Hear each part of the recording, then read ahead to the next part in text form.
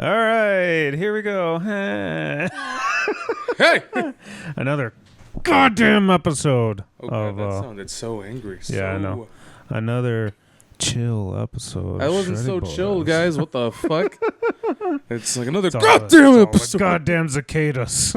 Oh, I don't mind them. Yeah, no. No, So I'm joking. yeah, the outside of his house is literally a cicada haven. Maybe So many. maybe to me, but to others, it's gonna be a hellhole because that's literally all you hear outside. By my block, silence. I mean, you'll hear like the one or two, but you don't hear them singing like they are over here. It's like, damn, dude, they have in the jingle, dude. I think I learned like 3 or 4 or 5 songs already.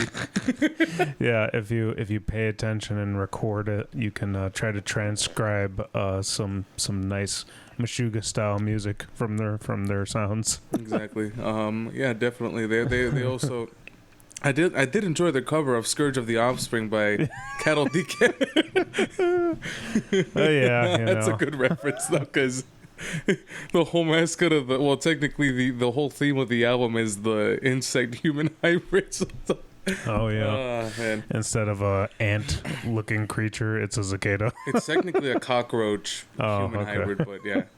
Actually, it's a cockroach human hybrid. It's as simple as that. It's as simple as that. yeah, but What's going on, buddy? aside from living a day in a bug's life, La Vida Loca. La Vida Loca with the The last time we recorded was like May 4th or something like that.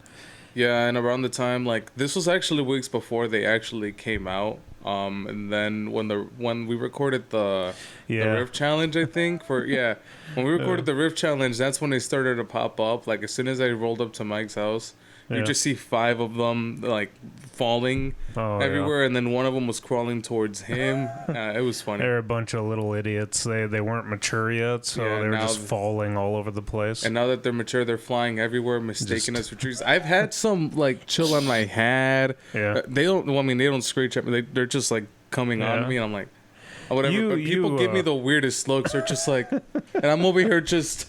like going to the bank while they're just everywhere. I mean, I've even had one like getting on, like trying to be my new hairdresser, and then they end up falling, and I'm like, oh, I have to pick you up now. That's funny. Yeah, it's fucking hilarious. You know the story, obviously. We talked about it before we started. Before the audience, Michelle went out and like brought one in, and she was like doing something, and maybe she was applying makeup or something, and she heard the noise that they make, and she literally freaked out. She was like, ah! And it was on the ground, just like, where am I? So it was pretty fun. Oh, you did. So you didn't hear? Maybe you didn't hear the end of this. So I don't think I heard it. I come home from work, and the vacuum cleaner, we got like a handheld one. Oh. There's a vacuum cleaner. It's on the garbage can, and there's like a Kleenex stuffed inside of the other end of it. So, and I'm like, what the hell is this? So I pick it up, and immediately it was like, it was making, I'm like, oh, there's something in here. So I take it outside and I empty it and I shake it, and the cicada falls out of the vacuum cleaner, and it's just covered in dust, and it falls onto the ground, and it's all disoriented. Jesus Christ. Because Michelle's first instinct was vacuum it. Vacuum it. I mean, at least she didn't kill it, but goddamn. No, it. I threw it outside. I'm sure it was totally fine once it started flying around a little bit. Probably shook that dust off, but it was just kind of funny because it was pissed off that it was vacuumed. It was just hanging out in the vacuum. I don't think it was pissed off. I think it was freaking out. It's like, bro, I got sucked in by this elephant predator thing, but I'm not digested. What's going on? Yeah. But no, I mean, I don't mind them one bit. So it's kind of nostalgic seeing them again, because the last time I saw them, I was like 12 years old. So seeing them, I was like, oh, that's pretty dope. Yeah. I mean, I'll admit, I was creeped out by them when I was a kid. Now I don't mind them. So like whenever they're on me, I'm just like, yeah. I've had a couple. I've had one I didn't even notice because I was at a gas station. I was just filling it up, and then I look a puddle, and there was like a bunch of them there, and I'm like, oh, they're still alive. They're just crawling in there. Aww. No, but they wasn't like deep enough to drown them. They were just able to move, but they were like swimming. And I was just walking around the gas station getting a snack, and the clerk is just like, yeah, and I forgot what so I paid for my stuff, and he's like, have a good one. I'm like, yeah, you too. And I'm like, I wonder what's up with him. So I get in the car, and I'm like, oh, that's what it was. There's one on you. There's one on me. He's just fixated on it. Yeah, I was just like, oh, okay. And then I had to like pull to the nearest tree, and I had to let it out. Yeah. I had one on my hat. Well, not this hat. Speaking of which, peep the new hat, cattle decap. Nice. But I was wondering if that was new. You have a lot of band merch, so it's very hard for me to tell if it's new or not. That's good. Unfortunately, that's not the case with my mom. She's like, oh, I never seen that shirt before. How do you she knows immediately. She knows immediately, and it's like, no, I've been having this shirt since last year. I just don't wear it. Yeah. I have too many band shirts that I like to preserve some of them, but yeah, there's some from like 2022 that are starting to get, a little worn out. But no, yeah. Speaking of which, I've had one on my Rivers of Nile hat. So I was just walking in my van, and I was about to like take my hat off, grab it, and it just flew away. But okay, yeah, it's pretty funny, seeing them all over the place, seeing people's reactions to them. Yeah. Like I saw this one dude freak out when one of them was on his hand. He's like, "Ooh." That's pretty funny. He ran to his car. And I was like, bro, this thing, it'll leave. Relax, dude. It's like, relax, dude.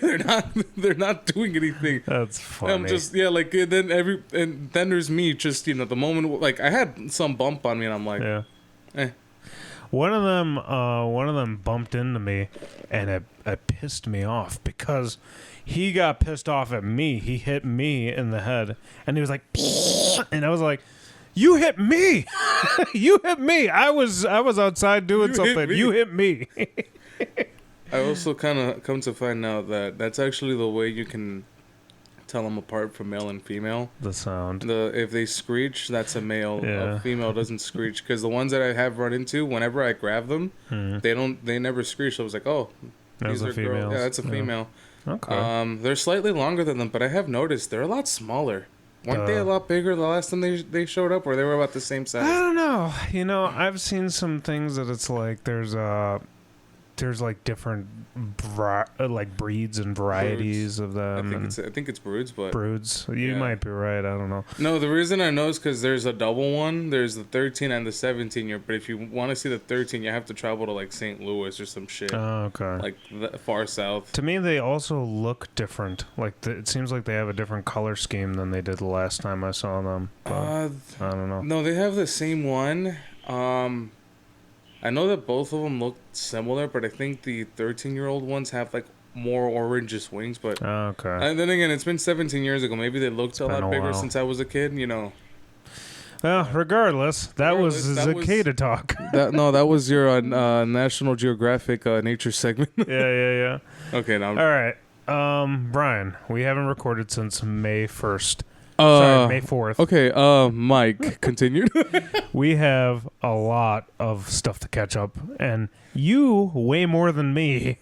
I mean, I've gone on a couple vacations. I've done a lot of stuff, but you specifically, let it rip, baby. All right. Do it. Just so aside from, all the cicada talk, so May, a lot of stuff that happened. He went on vacation. He went to Disney World. Disney. Yay. Mickey Mouse. Okay. I went to Chaos and Carnage. That's where I got this neat little hat from. Woo. Stack lineup. You guys saw clips. It was obviously the bands Face Yourself, the Zenith Passage, Vitriol. There's some sexy Rivers saxophone action. Yeah, Rivers of Nile. Humanity's Last Breath, which was actually their first time playing in the U.S. in like 10 years. They're from, I think they're from Switzerland, maybe, or Sweden, maybe. Sweden. I think it's Sweden. But yeah, it was their very first time here. Carnifex was pretty dope, but we all know. Of course, I also like seeing Zenith for the first time. Those guys are just fucking incredible. But who were you there for, bro? But I was there for Zenith, Vitriol as well. Same thing with Rivers. But the one band that I've obviously come to know and love the most, Cattle, the Boys. I was very emotional that night because they played two songs they played the very first song that has got me into them, which was Forced Gender Reassignment. Oh. I never thought I would see them play that. And then they also played Your Disposal. Both of them are awesome. Like, yeah, it's like, because Monolith of Inhumanity was the first Cattle album I've ever listened to. Forced Gender Reassignment being the most notable song that got me into them because it had the music video where... for those who don't know, or maybe, I mean, some of you know, but those who aren't aware, that song was actually directed at this one church that the metal community despised in unison, otherwise known as the Westboro Baptist Church. Yep. So what the song was about, it's about turning bigots into the very thing they protest against. And you guys know how Westboro Baptist Church would protest they're a bunch of psychos, and the type of signs they would hold up during their protests towards the LGBTQ community. Mm-hmm. So Cattle decided to make a song, pretty much go like, you hate them? Well, it's time we turn you into one of them by force. Yeah. And it ends off where, obviously, you do see the stuff getting, snipped. And at the very end, you see somebody... just take a long drill and it was such a graphic video. I was like, holy shit. I would say I intentionally stay away from their music videos because of that reason. I don't. I was like, damn, that's brutal. Yeah. I need to check out their whole album. Well, not all their music. That was the only music video where it was graphic. It got banned off YouTube, actually. I was gonna say there's only a very before Behemoth. I felt like not a lot of videos got super banned off of YouTube. Up until Cattle Decaf came in and be like, hold my beer. Yeah. And honestly, these guys have been, since I would say the Harvest Floor, their 2009 album with their drummer who's been in the band ever since, Dave McGraw, he's honestly, obviously Travis has also, stepped up his game with his vocals and shit, but yeah, their sound has just gotten better and better. Yeah. Since the Harvest Floor, Monolith of Inhumanity is the Nocturnal for Cattle Decap. It's the goated album. My personal favorite would still have to be what's it called, Death Atlas. Okay. Yeah, but I also do like Terracide a lot. But yeah, I got to see them. They played those two songs. It was just fucking amazing. They also played Manufactured Extinction from the Anthropocene Extinction as well. I think that's what it's called. But their 2015 album. But it was just fucking amazing.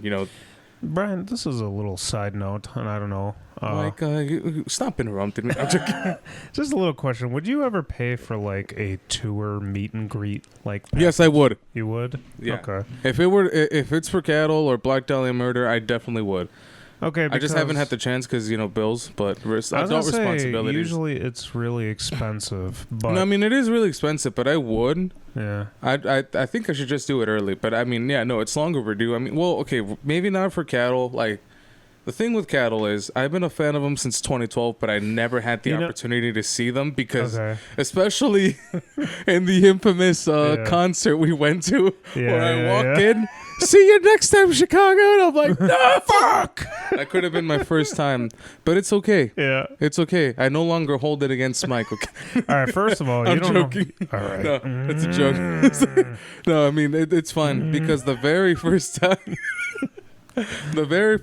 I saw them, it was very special because they played the Jurassic Park theme as their opening intro, and I'm like, that is beautiful. Yeah, they did, and I was like, that was so beautiful. I was like, holy shit. Welcome to Jurassic Park.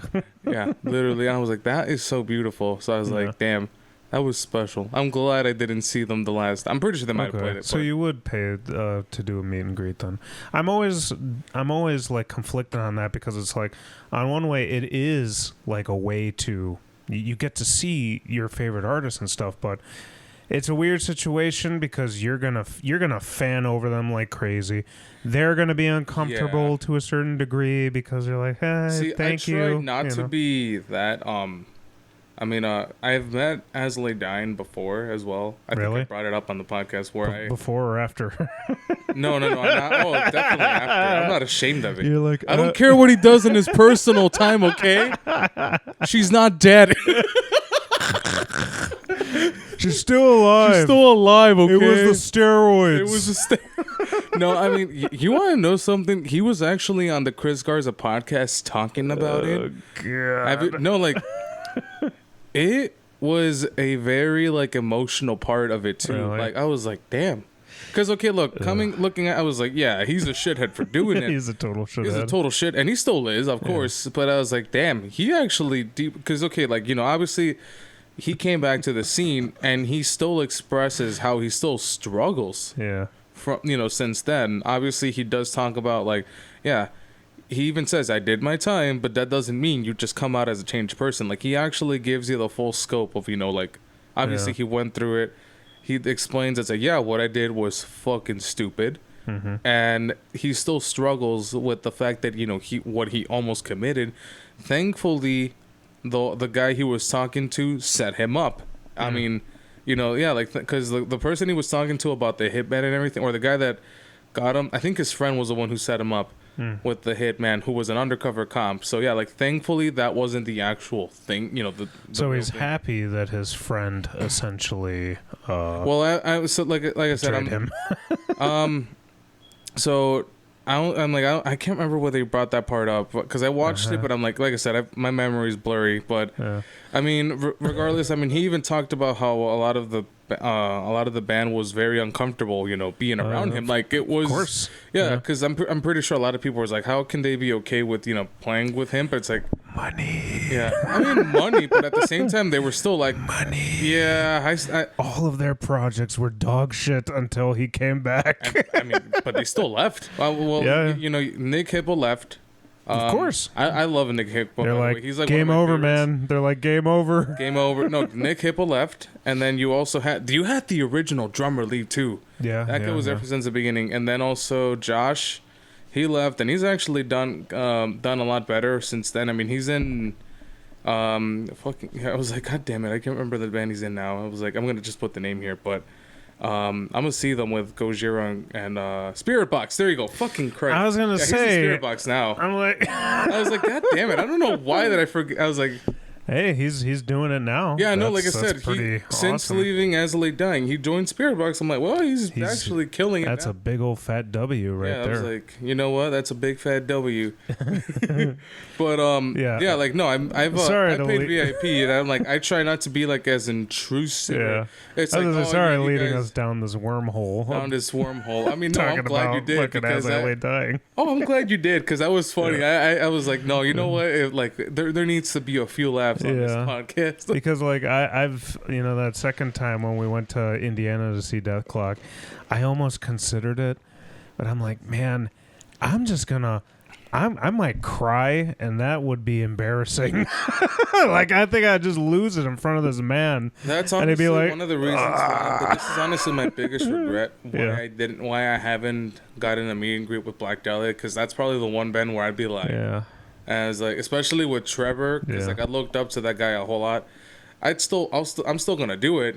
Get a meet and greet. Yeah, I met Ryan Knight before. We're lucky that we, when you. Here's the thing. I try not to be the fan that tries to bombard him with a lot of stuff, or a lot of words. Like, don't get me wrong. I'm not saying it's wrong to express how much they mean to you. Mm-hmm. But I was like, I try not to be a bother. If you get what I'm saying. That's just a me thing. True.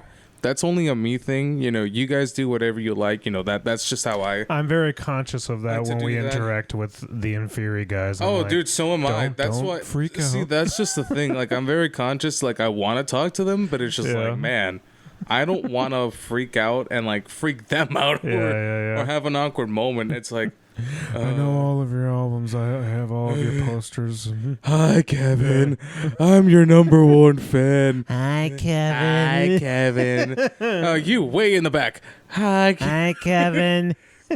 I'll do anything for you. Jump off a building.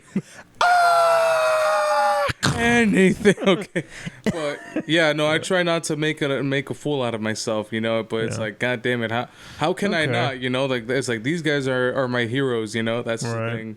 Like I looked up to Black Dahlia. Cattle's always had a special place, you know. And the fact that I got to see them, it's like, damn, dude, that's fucking amazing.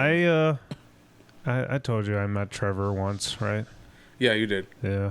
It wasn't very long interaction, but I mean, he like bumped into me. He's like, "Oh, sorry, man." I'm like, "Hey, you're the guy." He's like, "I'm the guy." And I'm like, dude, "You're awesome." He's like, "Thank you." And then that was it. That was basically it. He's very nice. Yeah, no, I mean, one person can also take that into account, which would be my bassist from both Beheading and First Explorer Franco. He's hung out with all of them multiple times at every single show. He smoked the stogie with Brandon Ellis. I was gonna say, if there was one person I was going to geek over, it would be Brendan Ellis. I'd be like, "You're so awesome." Yeah, no, but he's met all of them. He's actually spoken to Trevor a couple times. I think he's gotten stuff sent to him as well. But yeah, like they weren't. I wouldn't say that or I'm pretty sure Franco would be yeah, he was, to a degree, he was close to them in it, you know. He's seen them live. He's actually traveled to different tour dates just to see them and hang out with them. So yeah, he's every interaction that he's had with him has always been a great one. There was never a negative reaction.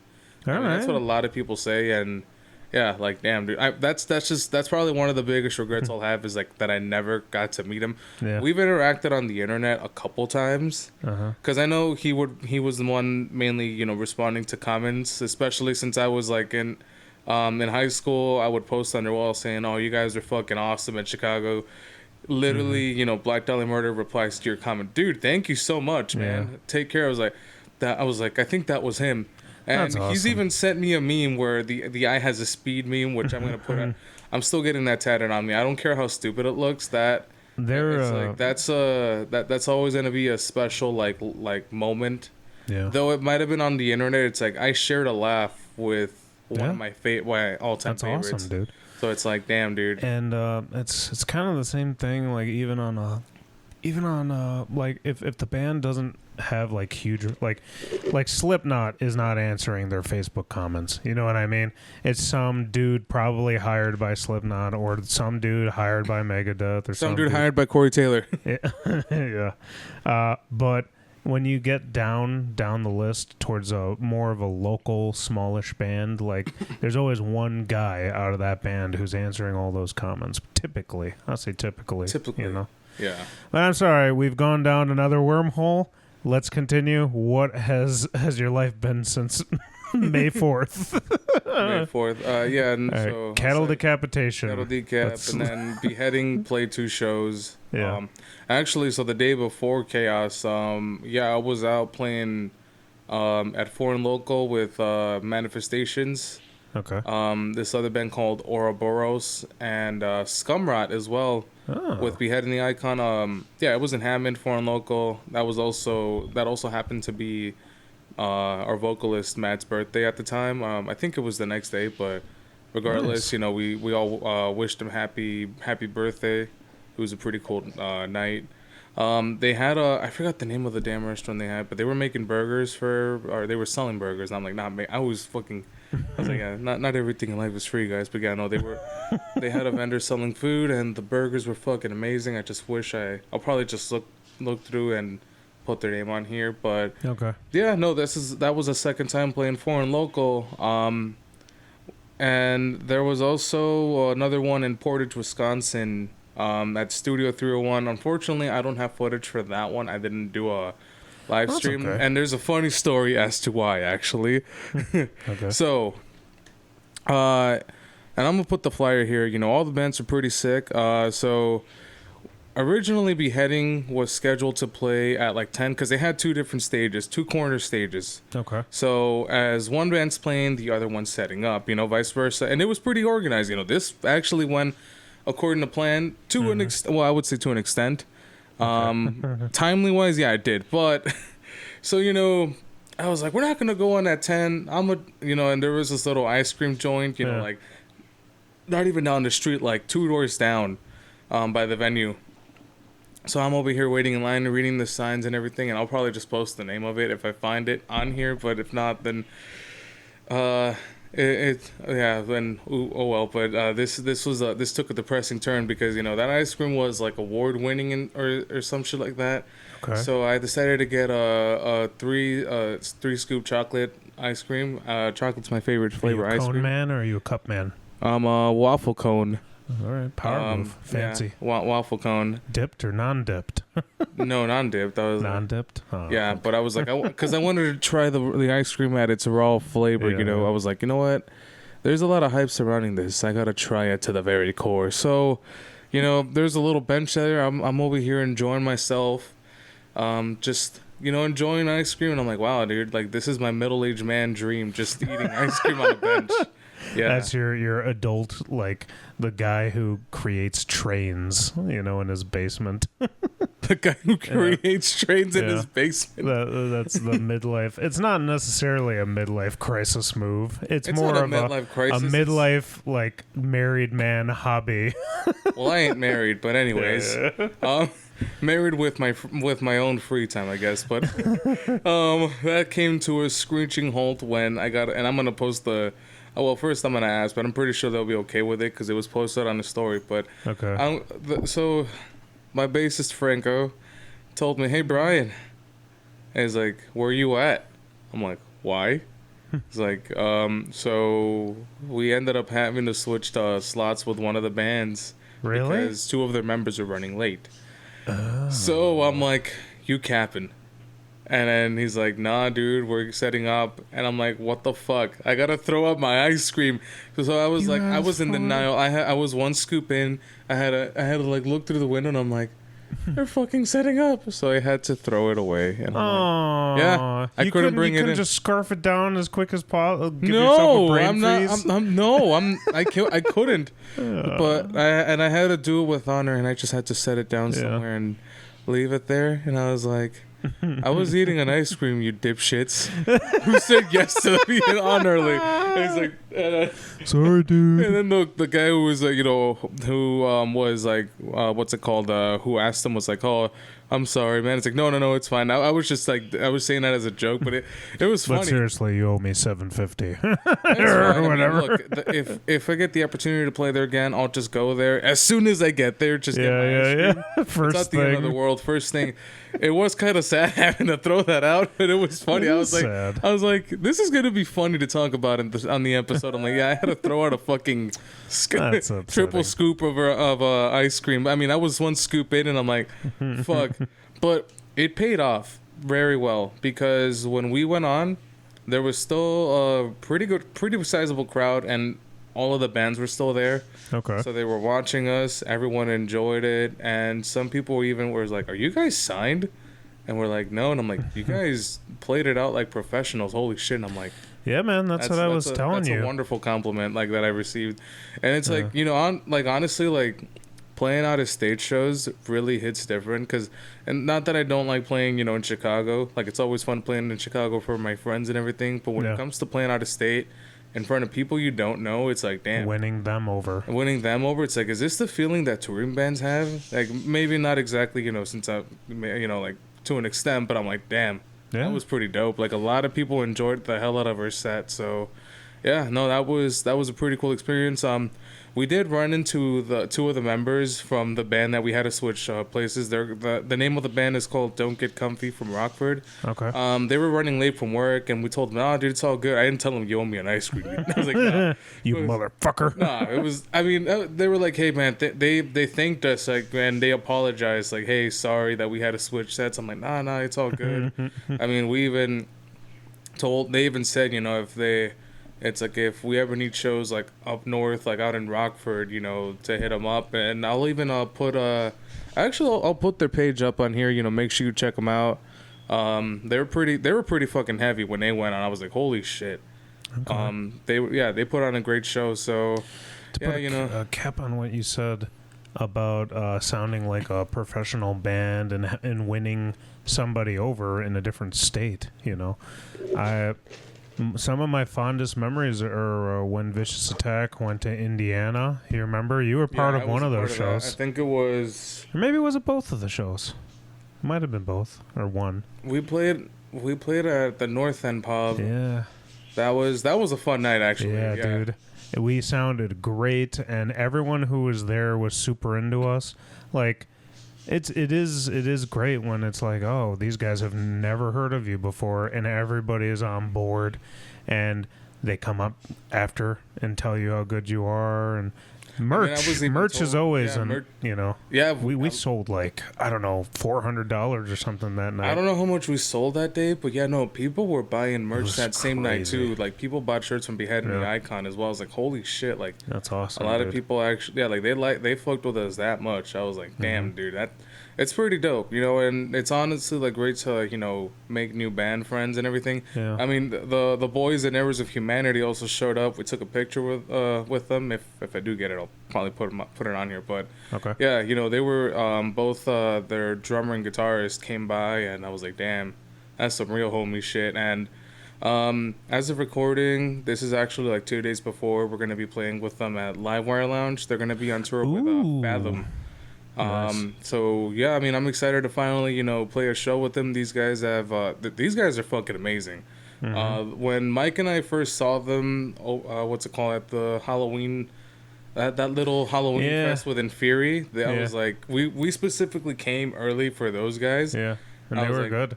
Yeah, they were really damn awesome. good. Like, I mean, I don't mean to make it like a contest or anything, but like out of all the local bands that were playing there, I personally think that they were the best one. I mean, also Dead Awake was good too. The guys that went, I think they went on after them. Yeah, my memory from that night is very fuzzy because there were so many bands. But like it was still, I mean, yeah, like it was still pretty damn. It was a good, pretty good damn night, and yeah, Eris fucking killed it. I got to see them towards the end of the year when Brandon made his our President Chastain, I should say, President he made his own birthday show, or at WC, and he also. Oh yeah, fuck! I almost skipped it too, but yeah. So we're playing at Livewire, but also we played the very first Chicago Pride Metal Fest. Yes. Right, I'm gonna throw up the group photo that we took at the end of it, and Walmart man was actually there too. Chris Malone, nice. yeah, that's awesome. Dude. I was like, he captured a couple videos of us, and he even went up to, I think it was Franco or Ruben. He said he really liked us. I was like, damn, that's pretty cool. So yeah, we actually saw him. You should tell him, why the fuck didn't you answer your message? He could be on our show. hey, leave him alone. He's out there spreading positivity to the world. Damn it. Yeah, I know. No, it's fine. Okay, he could have been working. Damn it. At Walmart. Don't listen to him, Chris. It's okay. In the meat section. No, but that's good. Yeah, no, it was that show was also killer. Like, that was pretty dope. We had a surprise headliner, Victims, but so it was pretty cool. I was not expecting to open up for them. I was like, damn. Yeah, it was them, and then also we that was First Up to Glory show, first show in 2 months, of course. That wasn't my first show planned, or technically. No, you have. Technically the three of us, Oswald, Franco, and I, that wasn't our first show in 2 months. No. We played 2 in May. Yeah. Out of state shows, just as long as they weren't in Chicago, we're like, oh well, yeah. But no, yeah, that was First Step's first show in like 2 months. We played some new songs, by the way. Nice. For the very first time, a brand new intro, and a lot of people fucked with it. They told us that we're playing metalcore the right way. We're not sounding like the other modern bands, and not that I have anything against other modern modern metalcore bands, but most of them do sound the same these days. 100%. But yeah, no. How did it feel playing all that new stuff? It felt refreshing. Good. Like a breath of fresh air. It's like, damn, I've been in this band for a year. Actually, it's been a year, and I was like, damn, we progressed this much. We wrote new songs, and we're gonna be out on the road for 4 days. Like, god damn.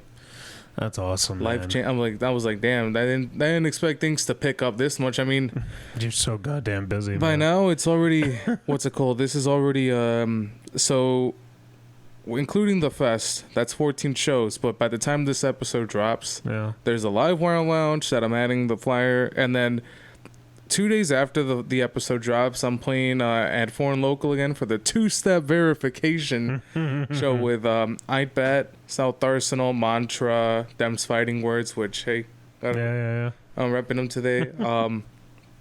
There's When We Was Kids, who I've always wanted to play a show with for the longest. You know, I've been buddies with those guys since like 2019. Okay. And there's also First Step to Glory and Beheading will be playing. So I'm doing double duty. So remember when you told me, try doing double duty at a show? Well, I've done it. At this point, this will be my second time. And when I come back from being out on the road in Chicago on Sunday, July 14th, I'm going to do it again. Now you just have to do it to Fabian levels. I'll do it to Join Fabian levels. I'll join 8 bands. Don't you dare stop me. But yeah, no, that's been good. Great. So, you know, Brian Fest.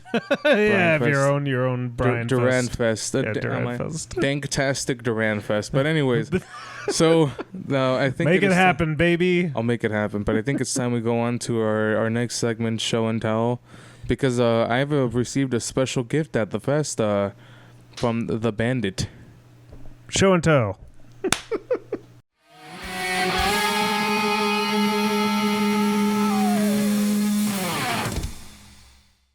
Show and Tell, Brian, go. Oh, okay. Well, damn, you're putting me on the spot. I wanted you to go first, but okay. Oh, you want me to go first? I can go first. You know what? No, I think it's best.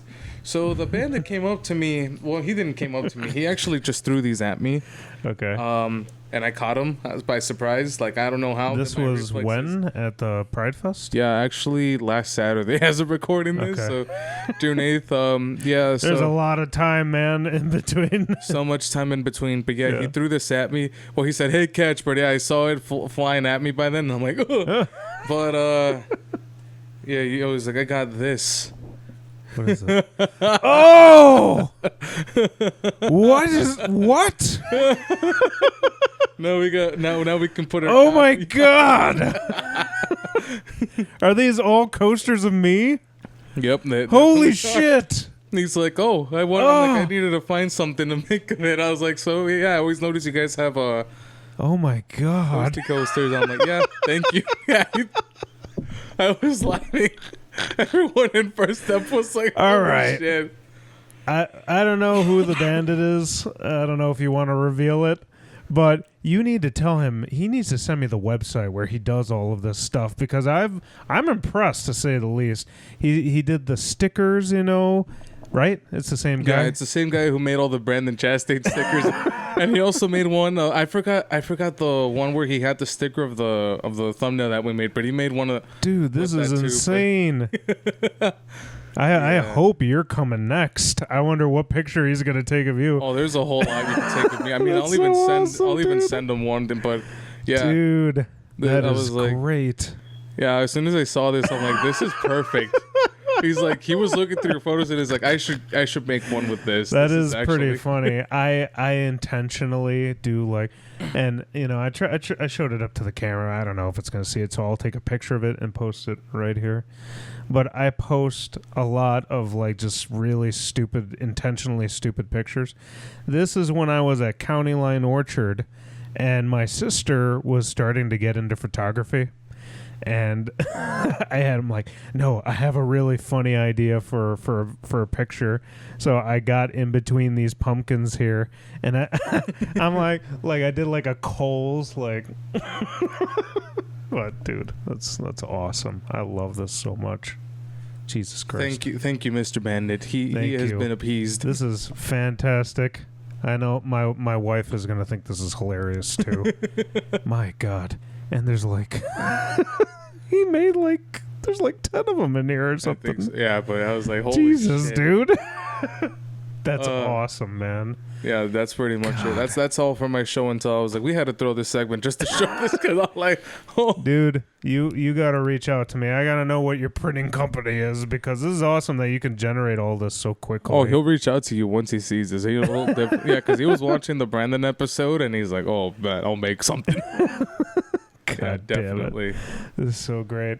I would, like, this is actually perfect, because eventually I would love to do Shreddy Bois stuff. The problem is, I feel like we would need to elevate to that next level before we do that. Like we need to start going to shows, not just playing them, but like setting up a table. But I like to feel royal. I'm joking. Passing out No, I actually cards. do. No, I want to. So no, yeah, definitely. I need a. So I mean, I have been attending shows here and there, but I haven't been attending them as much as I'd want to. You know, because I've been busy.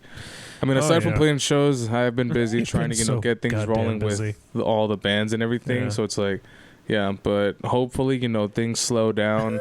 I mean, things are starting to slow down little by little, but there's still a whole lot of work to be done with, First Step, Central Disorder, and Beheading. That's like, I was like, I'm like, damn. Every time there's a show, I happen to be busy with something else, and it's like, God damn it. But no, I need to pick up. I guess what I'm saying is when we get to that level where we're advertising, where we're being active, maybe we start throwing our own shows. Merch would make way more sense than us trying to sell it just to people over the internet. You hear that? Get on my level. But dude, coasters or like, I always think like a Shreddy Bois koozie would be easy and quick to do, and then eventually, when we throw that Duran Fest or Shreddy Bois Fest or whatever we call it, we can finally design our first ever Shreddy Bois T-shirt. I mean, they did one for the Chicago Pride Fest. Unfortunately, I wasn't able to pick one up. Do we have a picture of it? Maybe. I'll ask Brandon if he can send me one because I was like, I told him like, hey, if we have I need a picture. It's really nice. So yeah, it has the full lineup and everything too. It's pretty cool. Nice. They actually sold. I can't remember how much they sold, but they did sold more than a handful. Like way. So I was like, holy shit. But this is a good stopping point too because I will say, I saw all the pictures. I wish I could have gone. I was planning on going. However, very last minute, this new project that I'm working with, we had practiced at the last minute, and I got out of there at like 8 p.m. And I was wondering to myself, I'm like, by the time I get there, I'm like, I would have already missed like so many of the bands. So I was like, fuck. So I didn't end up going. Sorry, guys. It looked like a blast. It was amazing. So day one, I had like I think almost 200 people. The second one had like almost 300. So for the first time, I was like, the first event, Jesus took off pretty damn well. And I'm on. I'm excited to see how this is gonna grow, but. Now that I showed my stuff, because I forgot, I'm like, we're still in show until then. Oh yeah, that's fine. I mean, it all ties. It ties together. God, this is just the best, Brian. My God, this is so hilarious. It's hilarious, but it's so cool. I was like, you know what? I guess it makes sense. I guess for my show and tell, so, while Brian was talking about, the thousands of shows that he played and gone to in the past month. And ice cream he sacrificed. Yeah. I've been, I've gone to shows, I went to conventions. We talked about C2E2 the last time. I've gone to ASEN since then. I've never been to a convention, by the way. Really? Not once in my life. I try to get you to go every time, Brian. But something always comes up because when ASEN was happening, Friday was Dark Lord. The Eve Fest for Dark Lord Fest. Right. And then Saturday was Chaos and Carnage. I'm like, I'm not going on Sunday. I'm going to be burnt out by then. We'll get you. We'll get you there. Someday. I mean, I always Have you ever been to a Renaissance fair? No. Oh, I'm going to a Renaissance fair in July. I'll let you know about that. August, maybe. I'll let you know. Well, okay, because I was going to say, I'm like, I don't know. You're pretty busy in July. I'm pretty busy July, so I was like, I don't know about that. My point is, I went on vacation, guys. We joked about it earlier. I went to Disneyland, but I went for a whole week. I went to Disney World, actually, in Orlando. What do you think is the one place I had to go to in Disney World? The Star Wars section. Star Wars. So I went, and I'm going to turn. This is going to be weird for the camera. He's not goatseeing himself, okay? So I went, and I made myself a lightsaber at Galaxy's Edge in Star Wars Land. He is a simp lord. Jesus Christ. Simp lord. But I have the blade. I mean, I could, if you want, I could turn off. Yeah, I don't know if it would be good quality. Oh, you know what? I'll just do this. I'll post a video that I had taken, and I'll show you what it looks like when I engage the blade and all that. When he ignites the blade. Right. Yeah. Right now, the blade's not in there. But, It so, won't go up. before we went, I went online, and you have to make your reservation to do this like months ahead. So Are you months yes, ahead? dude, I'm telling you, Otherwise, you're gonna end up this as is the insane. one person who's like, "I made a reservation. I Right. felt it." yeah. No! Can I get my deposit back? No. No! But dude, so we made the reservation. We also made a reservation at the cantina as well. Oh, you I know. God damn it. I was gonna say, oh, you went to the. Yeah. So we made the reservation. Finally, vacation comes. We go to Disney World, Galaxy's Edge, and then there I am. I think I'm going to be in line with a bunch of children. That's what I think. Because I'm like, there's no adults who... Who's the old fart? Yeah. That's exactly what I thought. I want to be this old guy making a lightsaber with children. And boy, was I wrong, Brian. It was all people that looked like me, kind of fat with a beard, just in line. Just a bunch of people that look exactly like I me. like how you said, yeah, kind of fat with a beard. You had the actual beards, the neck beards, and the ones that are. Yeah. Sorry, I'm pheromone matching. I can't wear deodorant. Yeah. Actually. Okay. It's just, and then you had a couple people with that nerd guy from The Simpsons. Oh. that kind of beard. But so I'm in line with a bunch of man children, essentially. And I'm like, oh, okay, I don't feel so bad anymore. And it makes sense because I won't tell you the price on the podcast, Brad. But this was not cheap to make your own lightsaber on Disney's Edge. And Of course it wouldn't. It's fucking Disney. What do you expect? but it makes sense that a parent would not want to waste that kind of money on a child. You have Star Wars at home. Yeah, exactly. Target lightsabers. Yeah. But so they take you in. There's like a story. Everybody in the workshop at Savi's workshop, they're all in character. They never break character. And they have a guy. I wonder how much they were tortured to stay in character. And they, God damn it. And there's a guy who works with you on actually building your lightsaber. Do they hold your hand and be like, look? Basically, I was like, can you help me? I don't know what to do next. So they work you every step on how to make this, essentially. And you pick your components, you put it together. And then at the end, you ignite your lightsaber. There's a lot of stuff going on, music happening while you're igniting your. It's like it's like oh. It's very cheesy, but I made a lightsaber. I could say that. Yeah, I mean, that's pretty cool. I would like to make a double-edged lightsaber someday. That's probably going to come next. So, to finish off the show and tell with this lightsaber, I made the lightsaber, and the guy immediately is like, thank you for making your lightsaber. Next store in the other store, like right next to Savi's workshop, if you want, you can go over there, and you could purchase different kyber crystals so that... You're looking at it in the corner. Can you explain what these Yeah, kyber crystals are?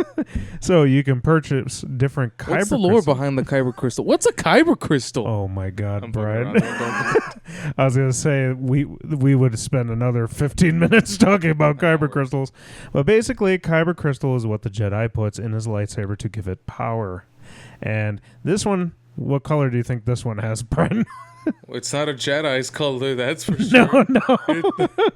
It is 100% a red crystal. So I went over to the shop next door. So if you come in with to Galaxy's Edge and you have a background of trauma, the red kyber crystals go into you. Yeah, exactly. It's like baggage. Red It kyber was- crystal. it was You're a pretty- Sith Lord. It was pretty funny in the thing when they were talking about like notable Jedi who wield each crystal. They're like, and the red crystal, and then the music changed and the room got darker. And I'm like, oh, screw you guys. Like, whatever, Jedi cucks. But, what was I talking about? Oh, yeah, so I went next door, and sure enough, there it is, Brian. It's an entire wall of kyber crystals. So I bought every single kyber crystal. You even got the piss yellow one. I have the piss yellow kyber crystal. So the yellow one, they're actually some of the most feared Jedi. One of the strongest. One of the strongest. I mean, you see it referenced in Rise of Skywalker, despite how terrible that movie was. But yeah, those are very rare Jedi. But. So I bought like 3 of them, and then It doesn't look like 3. I was going to say, over the course of a month, I bought the rest of them online. So, and then I'm like, well, this is cool, but I went to Etsy, and I bought a case. Oh. So that is made from some autistic dude on Etsy. Whoa. You went ableist on me. Look at how much detail is in there. That is like a madman. He hand painted that, Brian. Isn't that crazy? That's 3D printed and then hand painted. So what are you trying to say? Are you autistic because you edit all the episodes, you record you have Brian, all this equipment? So I would say that I do have a certain level of autistic traits. Yes. Okay. You no longer get canceled for being ableist. I was, but so I went on Etsy. I just love how you said, yeah. Look at this. I'm like, yeah, this was made from an autistic person. Dude, like, I went to Disney World where everything was so freaking immaculate and everything just looks perfect. You're telling me that was not created by the most crazy ass, just super, super into everything in that park. Locked in level a of autism every day. Exactly. And getting underpaid. Just painting a rock as perfectly as you can so that it blends with all the other rocks that you've painted. Yeah. Disney is insane, but this dude on Etsy, he makes these containers, and as you can see, it is 3D printed.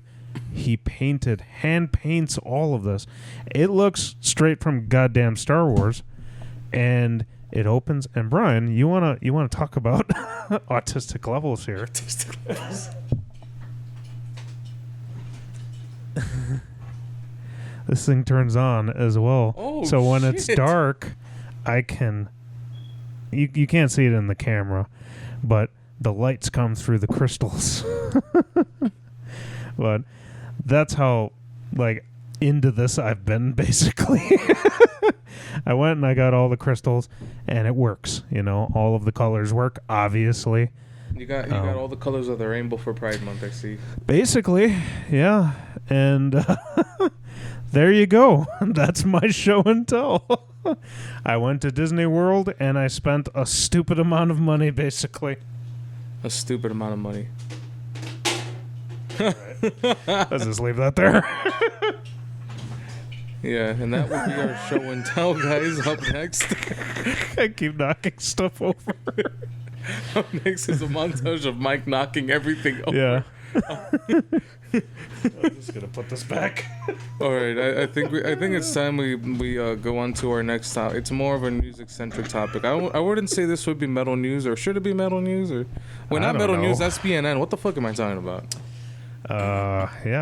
We could do that. Yeah, why not? Or music corner. Do we have a music corner? Yeah, we should do music corner because this actually does involve music corner. You should do that. What? Throw that as the music corner. All right, here we go, guys. Music corner. Well, I think maybe we'll see. Yeah, no, I was.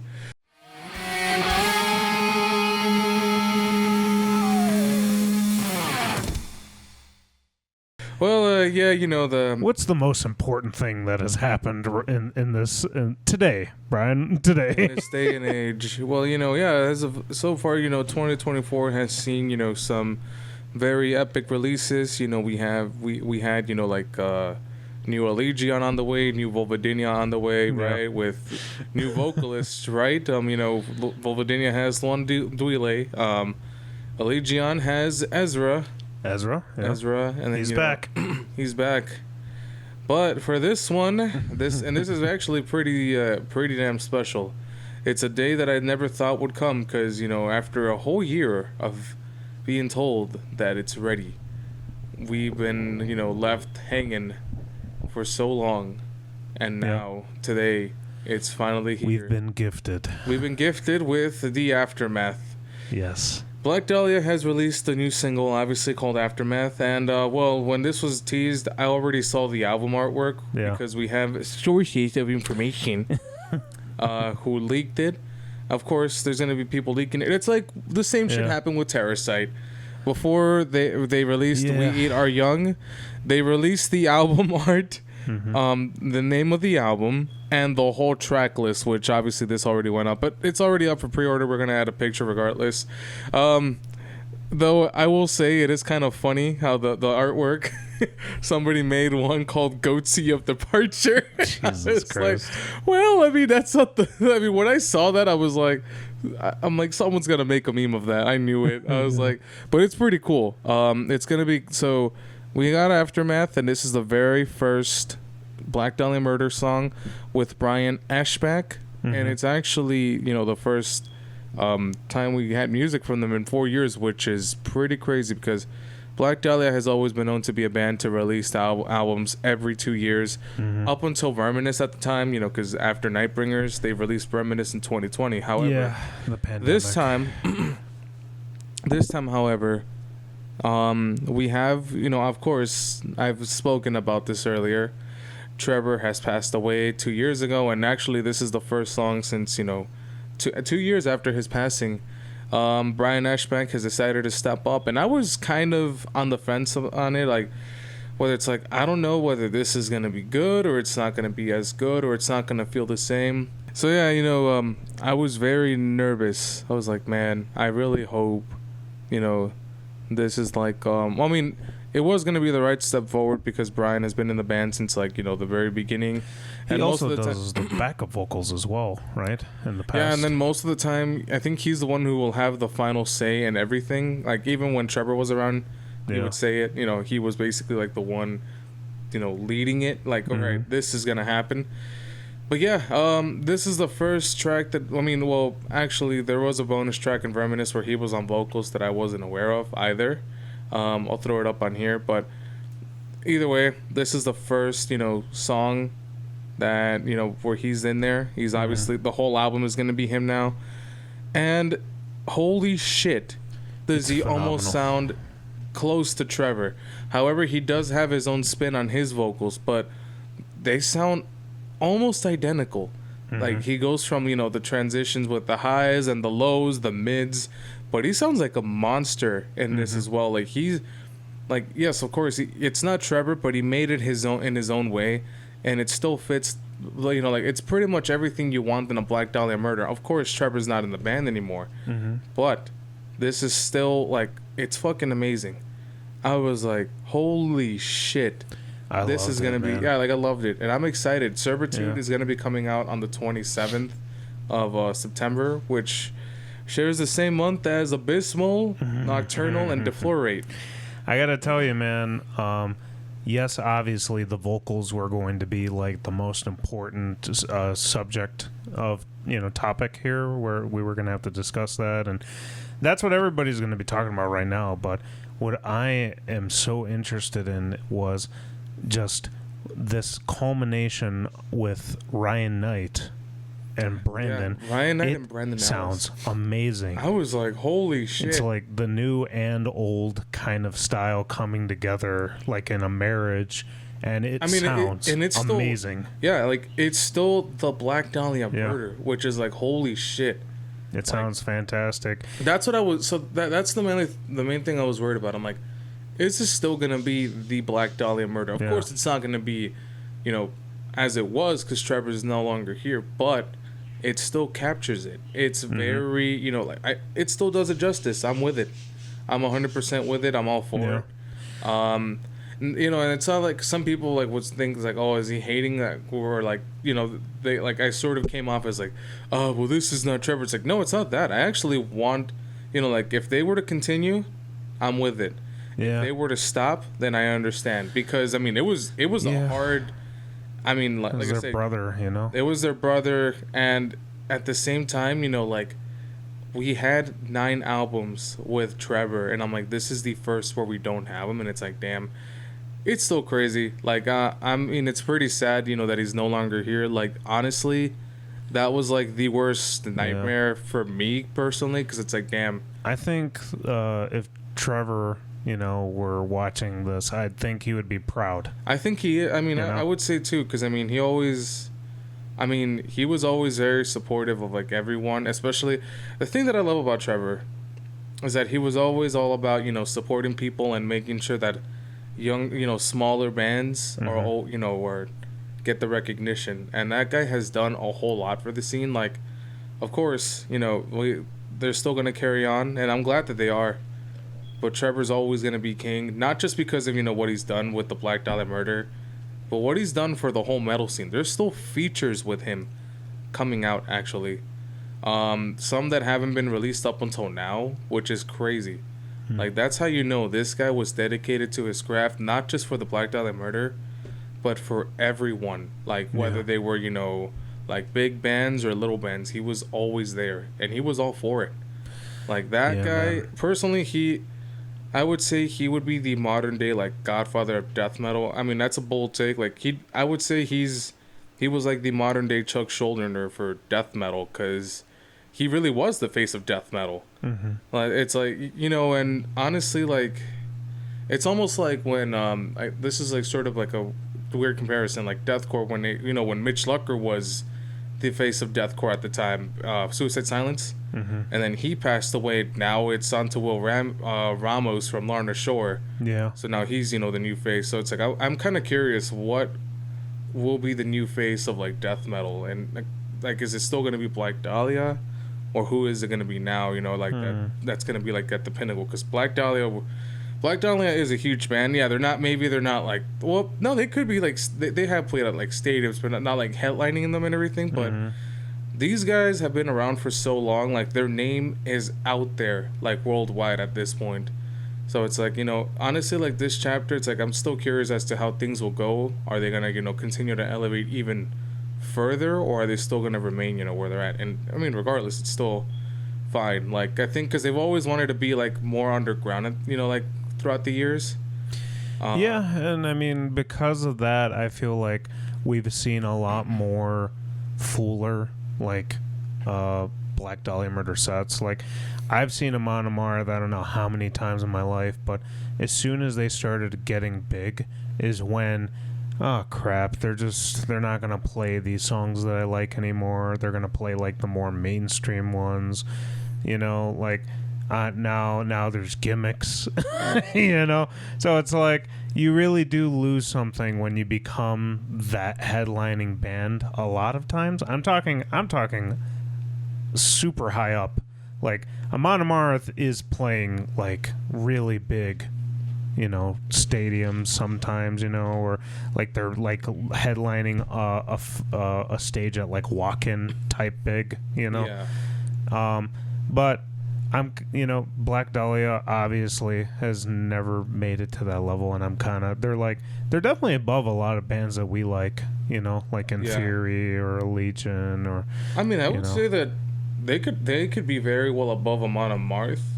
They could be. They just choose not to, but I feel like they wouldn't lose their, you know, I don't think they would lose their well, I would say I don't think they lose what makes them sound, you know, what makes them so great.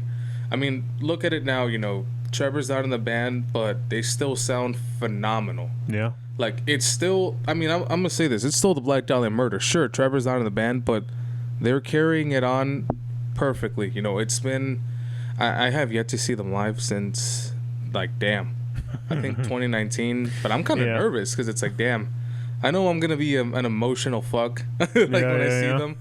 It's like, damn, I'm nervous. I mean, I was nervous leading up to this day. I was like, man, it's finally happening. We're getting a new Black Dahlia Murder song, an album announcement. I'm like, this is what I've been waiting for.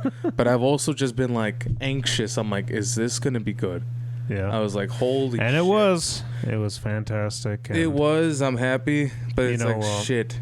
I'm like, we also didn't talk about like, so with the song, they released a music video. Yeah, that is great. So actually, speaking of that, someone complained or like, ugh, you're not wearing the Trevor Scott Donut shirt in honor of him. It's like, what the fuck? Like, I guess they're like, oh, they're not paying homage to him, or they're trying to make paint him as disingenuous, because obviously Black Dahlia Murder has always had haters. I don't care, but when I saw that comment, I'm like, how stupid are you? It's like, it's just people. It's just like the thing is, it's like, dude, they're still carrying on his legacy and honoring it. Like, that's their fallen brother, And it's like they've done everything that they could, and they're still, I mean, technically keeping it forward is, carrying on, the legacy he had, because it's like they're making it sound like they're gonna forget about Trevor Sternheit. It's like, no one's forgotten about him. If anything, everyone remembers him so fondly than ever before. So it's like, not saying that they were like, oh, he's that one dude. Like, no, but like he was the guy, but now he's still the guy. But you get what I'm saying? Yeah. Yeah, I don't know. I haven't investigated as thoroughly. I've seen nothing but praise. I mean, I've seen nothing but praise too. I just happened to run into that. I think it was Metal Blade Records. Like, you'll have some people do that. I mean, there were still people giving Brian Eschbach a hard time being on vocals as well, and I'm like, dude. Yeah, fuck him, man. I mean, that really was the best solution, I believe, because he sounds great, And my point. The video came out, the song came out, and obviously the release date and the artwork, track listing all came out. But despite it being leaked. yeah. But arguably, another important thing that also came out, Brian, was the pre-order link. So you go to I don't know, I think it might be Metal Blade or Nuclear Blast. It's Metal Blade. Okay, so it's a Metal Blade. It's Metal Blade because I know I'm going to be financially destroyed after this one. Speaking of financially destroyed, so I actually checked it out. They have a new system. So typically what you can do, when an album's been announced, or you could pre-order the album. You can pre-order. Usually it's like a shirt in the album, or, whatever. They give you like different bundles. Now, these guys, because Black Dahlia Murder is one of their cash cows, essentially, you can build your own pre-order bundle, Brian. I looked at it. You can pick one of the vinyl. There's a cassette in there. There's a hat, Brian, a snapback hat. I need it. Yeah. You pick your shirt, you pick your vinyl or your CD or your cassette, you pick your hat, and they have wall flags. They have all of this crap. Pick your financially ruining poison. I went through the whole system, pick what I would pick, and it came out to $74, and I'm like, fuck. Did you say 74? Yeah. I'm getting all of it. All of it. I did not pick all of it, unfortunately. I'm like, I want that. But vinyl. If it were Deathclock, it's like, oh, I got all of it. You're absolutely right. With Deathclock, I mean, you've seen my mugs. I've seen your mugs. I've seen your shirts. I've seen your damn cover. I have all of their guitars. Oh yeah, so it's funny. $74 is it's a little too much. No. But for some reason, your fancy fanboy guitars are not okay. Yeah, how dare you, good sir? They're good guitars. How dare I? I dare. I dare. But I will go back. I'm going on vacation again this weekend to Milwaukee. So I want to make sure that I have enough money before I commit to pre-ordering like a lot of crap. So I looked, Brian, fuck it, we ball. You have to check it out. There's a lot of stuff on there. I'm very surprised. And I know you don't like vinyl, but they do have the CD on there. You guys have to check the September episode out or the October episode because there's going to be a lot of merch on here. Wait, what? I'm insinuating that I'm going to buy everything. Oh my God. So you guys have to check it out what I have committed. Yeah. Yeah, whatever the next episode where that pre-order comes out, you're gonna be wearing all of it at the same. You're gonna wear the wall flag as a cape. Oh, speaking of wall flag, I actually did get a Chaos and Carnage wall flag. Really? Actually. Yeah. Oh. So, long story short, my bases knew someone who got it wasn't the meet and greet VIP, but it was the one that gives you gets you, in the venue first. Yeah. You get a shirt, a wall flag, and a poster as well. So I got all that from Chaos. I was like, yeah, I'm a happy man. And I bought 3 shirts and a hat. Holy shit. Actually, make that 2 hats. I forgot Rivers of Nile was. God. Yeah, hey, you know what? You knew you were going to do that, though, right? You did not? I was like, it's only a shirt. Oh, because the thing, see, what I did is I put them in my car. So I was like, I don't think I bought that many shirts. And then as soon as I get to my car, and then I got the free shirt as well, I'm like, oh my fucking God, I made a mistake here. That's so This was funny. a mistake. But you You want to know what's not going to be a mistake? Yeah. Getting the new Black Dahlia Murder merch. And Dude, another pre-order mistake that's not going to be is you guys subscribing. Yeah, follow and subscribe.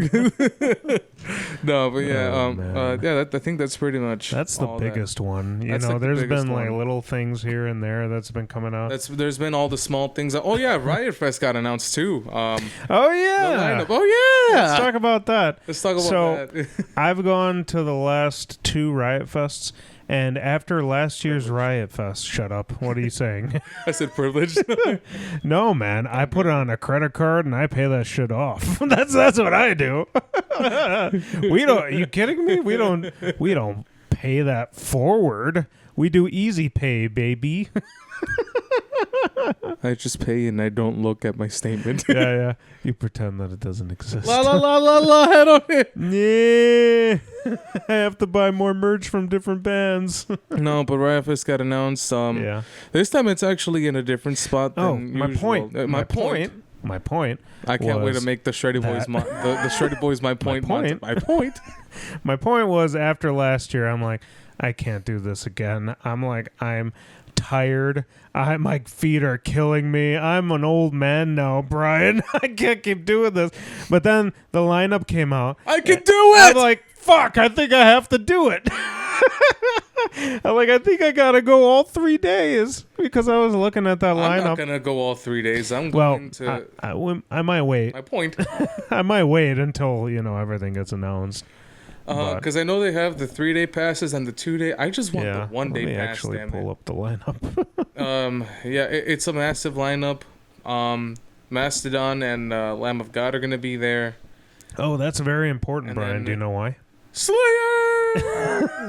Mastodon and so Lamb of God, they have this tour going on where Mastodon. They also released a song as well with the vocal. I think it features a vocalist of Kublai Khan. Oh, Yeah, okay. they released a single recently. all I right, haven't listened to it, but apparently it goes hard. all right, okay. Continue. So Mastodon and Lamb of God are on tour right now. Where Mastodon, it's like some anniversary of Leviathan, so they're playing Leviathan in its entirety, and Lamb of God, it's some anniversary of Ashes of the Wake, so they're playing Ashes of their Wake in their entirety. I saw this and I'm like, I love both of those albums, even though I'm not a huge fan of Lamb of God like I used to be. I'm like, I'll go. So I look, and we've talked about this on the show plenty of times, bands are just avoiding Chicago now. So there was no Chicago date. And I'm like, well, what the hell? So I was planning on flying to a different state. And then Michelle was the one who said it. She's like, oh, maybe they're on Riot Fest. I'm like, Say psych right now. Don't. I personally was like, I don't know. That's Don't get my too hope. weird for Riot Fest, right? And sure enough, their routing was perfect for Riot I Fest. wouldn't say it's weird. I mean, Riot Fest has had metal bands before. Yeah. I mean, they had Slayer. They had Oh, yeah. Anthrax, Gwar. So now I'm gonna go because suicidal tendencies. I really want to see those two play those albums. We're gonna see Jane Weinberg. Yeah, let's see. So they got Fall Out Boy is headlining one of the nights, Beck, and then Slayer. But also they have The Offspring, Mr. Rob Zombie, Sublime, Public Enemy. Oh, the guy who killed Halloween for me. Huh? I fucking hate Rob Zombie. So That's not really, but like Cypress Hill, Sum 41, Taking Back Sunday, Lamb of God. I mean, you guys can go read this lineup, but it's actually a decent amount of bands that I like. So depending on what day they all fall on, it looks like I'm going again, Brian. Yeah, I mean, so I was having a conversation with you the other day where I was like, Slayer is on Sunday. Yeah. And then you were trying to tell me, just enjoy the show, and I'm like, look, Mike, I may be old, but it's not about being old. I'm not gonna sit still and be like, yeah. No, I don't want to give them context. Grandpappy Twinkle Toes in the corner watching Slayer. I want to throw down in that You are not giving context. But, no. See, the reason why, because I thought it was going to be in Douglas Park again. But it's not. It's going to be at SeatGeek Stadium, which is actually much closer to where I live. So I'm like, you know what? Yeah. Fuck it. Forget my bitching. I'm going. I'm definitely going. I'm glad you are. Some people are saying that they don't like it, but I personally think so. I would say inevitably it is. It's a good meme thing. at this point, dude. Well, no. See, the reason I say it's a good thing, because I mean, do you not know the damages that festival causes? I mean, that's the reason why they hate that it's there. They the hate people that of Douglas Park. Yeah, it's like that's just the thing, and the people of Humboldt Park also hated that it's there because, I mean, those people have to suffer the brunt of all of that. You know, they've. I think the most that actually Humboldt Park, they started noticing like how much it cost them in damages, and I think Douglas went up to like at least $15,000 or $20,000 from like damages. So yeah, of course. There was I think this was last year or the year. No, that was the year you went when we first. The same year we started Shreddy Bois, where I came off as uncultured when it comes to emo bands. That's right. They were actually very like the past couple of years, they even had a meeting with the guy who organized it. Yeah. And they were just saying, we don't want this shit in Douglas Park anymore. Which, I mean, there was also the argument, it's like, well, there's these stadiums they can have it at. I mean, there's SeatGeek Stadium. Yeah. And then someone suggested Tinley. Soldier Field, and I'm like, no, there's also the amphitheater as well, Tinley Park. Why not just have them there? Look, I get that, it may not be Douglas Park anymore, but I mean, really think about the damages that's been, causing. And, basically, it being at, I only know, what was it, SeatGeek Stadium? It used to be Toyota Park. I only know it as Toyota Park. Yeah. So the thing is, one of my favorite festivals ever, Brian, and you've gone to one of these, I believe, was Chicago Open Air. I went in for free, baby. I saw Ozzy and Slayer. God damn it. Lamb of God, and I'm on a Marth for the free. Shout out to my buddy Manny for that. But so we, My point. My point. I loved Chicago Open Air, and it's gone now. So now it will be the closest thing. Mayhem also came back. Mayhem. Yes, we can't. We're running so low on time right now. All right. So, Okay. Toyota Park, SeatGeek Stadium. All right. Chicago Open Air was awesome. It's gone now. And now this is going to be here. Now, I think it's going to be a nightmare in terms of the amount of people. Because Toyota Park is big, but it's not that big. Let's be honest here. I'm going to reserve a parking spot there or just Uber it there. But I was thinking, I wanted to do like... The thing is, getting into there is a fucking nightmare. You're going to be backed up either way you come from. So I was thinking about doing like a spot hero and then walking around the little... the hill that leads up there, that pavement there. Same here. However, so... It's going to be a nightmare. The first year is not going to be great. Like, there's going to be some mishaps. But I think this is the best course of action because... I think so, too. I mean, it's they did if you disagree, you're just wrong. I'm sorry. There's a layout that they have, a picture of where everything's going to be. It looks like this could work. And personally, I'm just psyched that it's so close to us. You know? Well, Douglas Park isn't too far from where you live, but it's far for me now. It's also kind of a pain going there. I mean, just the parking, traveling. You know, if you take an Uber back from Riot Fest, no matter how early you leave, it's going to be expensive as shit. It's going to be expensive as shit. So I mean, I don't know. Personally, I think it's a step in the right direction. You know, you're not putting it in an area where, you know, people in the community get upset about it. So I mean, exactly, you're putting it in an area where events should be held. It's a stadium, and I feel like so many times I've passed by Toyota and nothing is going on. Well, nothing. Actually, they do have events there. North Coast happens every year there too. I mean, I'm not. It's like an EDM festival. Yeah. So I mean, you have that, and it's always chaotic going through Harlem around that time. Yeah. But this. No, I mean, they still do events there, but now that, you know, Riot is there, it's like, I mean, I like it. You know. Yeah. This will be, in my opinion, is the right one. So.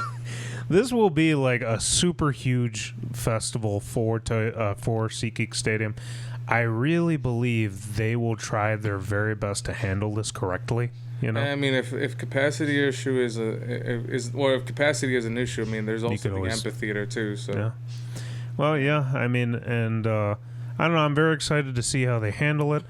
I don't know how many days I'll be there because I do like a lot of the bands on the lineup. They have a lot of... I hope Slayer's in the parking lot again. I don't want that. I want that. So we'll see. You know, the lineup also has a lot of punk and pop punk, which I'm very excited about, you know. Guess what, Mike? What? I know nothing of punk. Well, you're gonna learn, Brian. No, actually, I sort of do. I know the biggest, everyone's favorite, you know, punk icon, Gigi Allen. Oh, God damn it! I know. All right, that's your episode of Shreddy Boys. Yep, your favorite podcast of them all. You know, the best one that you should continue watching. None of the other ones exist. We're the only podcast. Nothing exists. You know, we're the first ones doing it. But no, you know what? Thank you so much for for watching. Hope. Or maybe you're not because you're a bunch of assholes. Well, excuse me. Allow me to destroy those assholes for not watching it.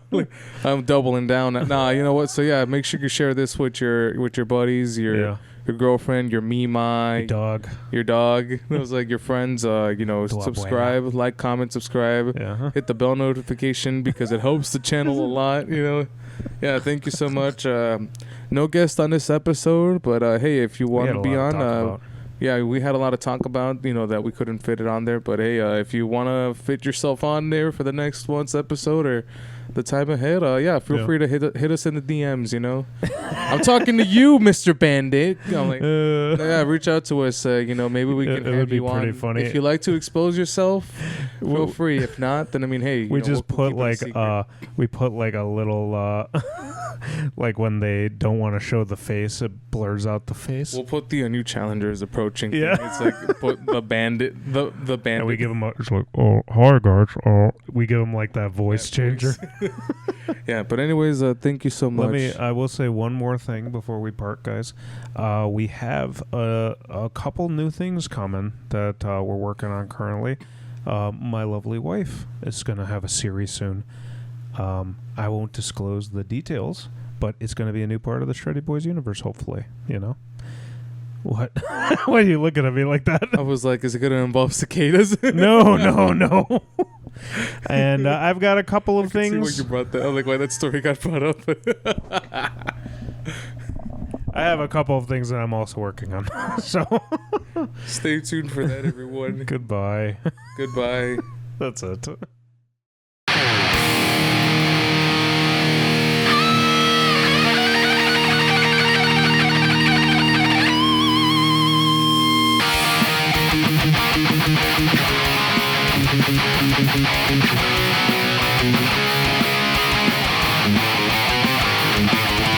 Warriors of time and space, traveling through dimensions, fighting for what's just in one.